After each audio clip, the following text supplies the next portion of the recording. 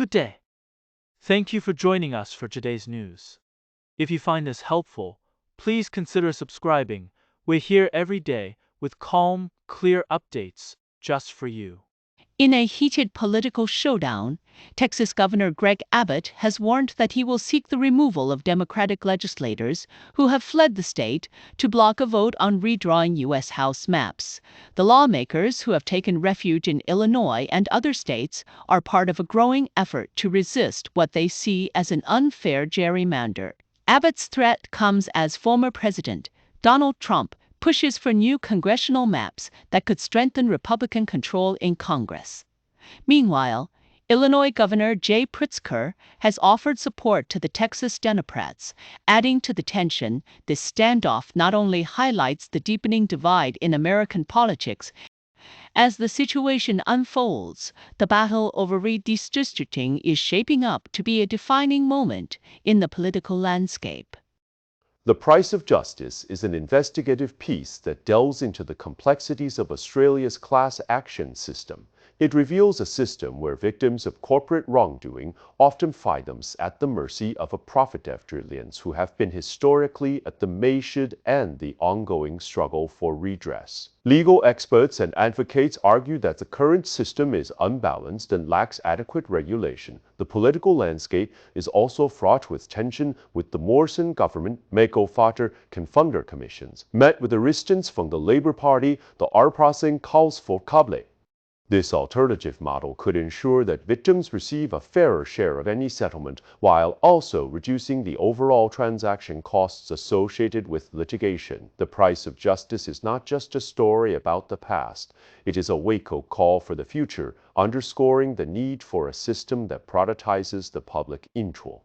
In a dramatic turn of events, Texas Governor Greg Abbott has ordered the arrest of more than 50 Democratic lawmakers who fled the state to prevent a Republican redistricting plan.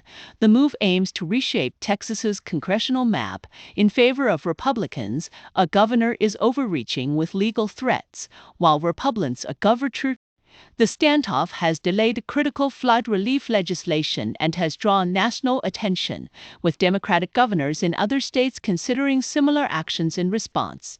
This growing crisis highlights the intense partisan battle over redistricting and the future of the U.S. House majority. In a 6-year legal battle, Australia's leading poultry brand, Ingham's, is facing a $50 million dispute with the Australian Taxation Office over its research and development tax incentives. The case centers on whether the company's R&D capacities protect entirety. Ingham has denied the allegations and is prepared to take the matter to court. If necessary, the dispute has raised broader questions about the R&D tax ensign. In a thrilling final day at the Oval, India clinched a narrow 6-run victory over England, securing a 2-2 draw in the series. The match was defined by extraordinary moments, including England's Chris Woakes batting with his arm in a sling after dislocating his shoulder on day 1. Mohammad Siraj Imag. The series, marked by intense contests and dramatic twists, saw both teams display exceptional cricket. Woakes' bravery and Siraj's brilliance made for an unforgettable finale. A 23-year-old man from Broome has been found unfit to stand trial for the alleged murder of his foster brother due to severe mental impairment. The WA Supreme Court ruled that he suffers from fetal alcohol spectropatings or making decisions about his defense. The court heard that he had a long-standing grudge against his foster brother, which may have contributed to the fatal stabbing. In November 2023, a special proceeding will now take place to determine. The case highlights the challenges of the legal system when dealing with individuals with significant tabbing. In Italy, a violent struggle is unfolding in the city of Pato, where Chinese mafia groups are battling for control of the lucrative textile industry. Italian police have arrested 13 individuals in the seizure of over 5,500 doses of crystal meth. The gangs, which target fellow Chinese nationals with intimidation and violence, have created a dangerous environment in Prato, where factories rely on undocumented labor.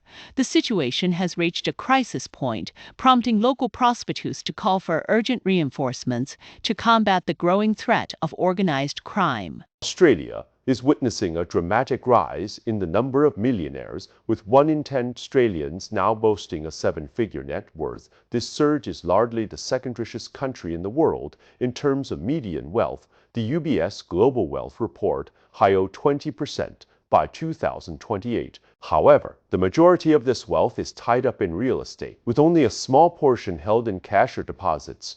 While the US leads the world in the number of millionaires, Australia's own rise brings both opportunities and challenges, particularly in addressing wealth inequality. The Melbourne Storm has issued an apology for cancelling a Welcome to Country ceremony on Anzac Day, a move that left the Wurundjeri elder, Auntie Joy Murphy, Wendan deeply disappointed. The ceremony was intended to honor the traditional owners of the land before the team's match, but was cancelled at the last minute, with the club stating that the board had not approved. This decision came hours after another Induces elder faced booing during the dawn service. Months later, the club extended its apology, acknowledging the sensitivity of the situation. While no Welcome to Country will be held before the Induces round match, an acknowledgement of country will take its place. The incident has ignited conversations about the importance of cultural recognition in sports and the need for clubs to respect Indigenous traditions. In a high-profile legal case, NRL star Josh Papali's court hearing has been delayed after his legal team alleged that police used the encrypted messaging app Signal to discuss his case.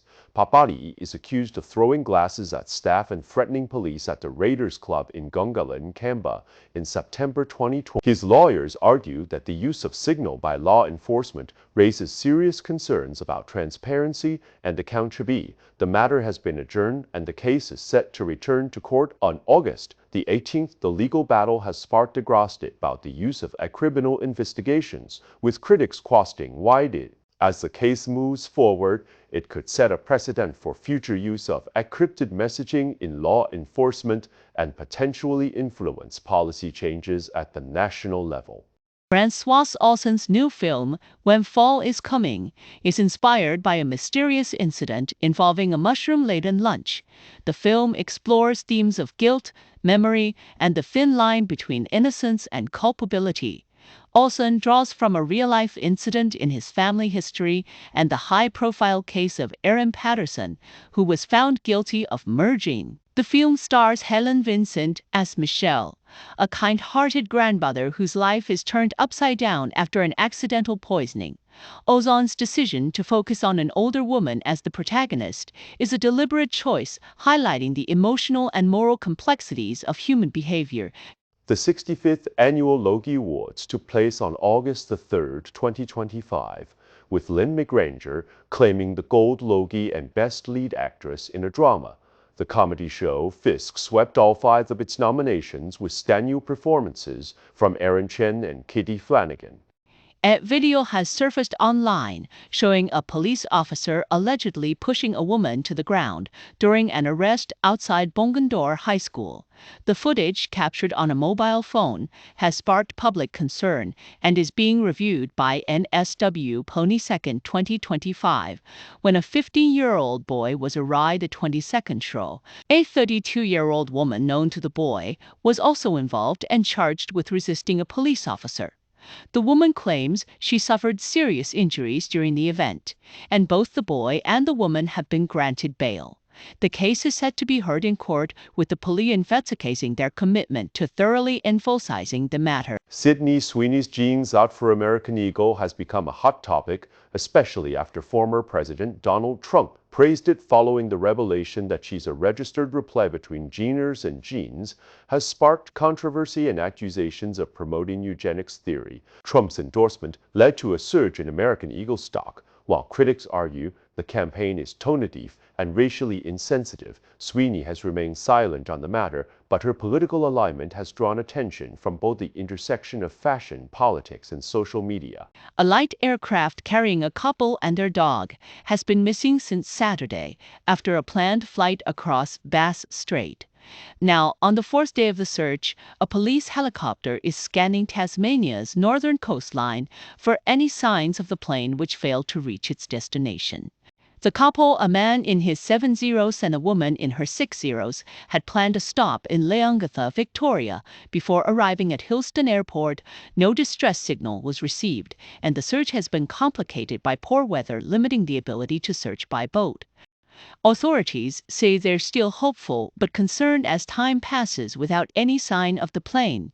The pilot had left a flight note with a family member who alerted authorities when the plane didn't arrive. The search continues with the community waiting for any news of the missing couple and their pet dog. A medical student at James Cook University has been suspended after pleading guilty to a domestic violence assault. The university is now reviewing from the medical and student communities with calls for the university to take stronger disciplinary action. Local MP Phil Thompson urged the university to turn it. The university has reaffirmed its commitment to maintaining the highest standards of conduct for future health professionals. The Australian Medical Associations emphasized the need for health professionals to be held to high standards. Support for victims of domestic violence is available through various helplines in Australia. That's all for today's news. We appreciate your time. If you enjoyed this update, please consider subscribing. Your support helps us keep going.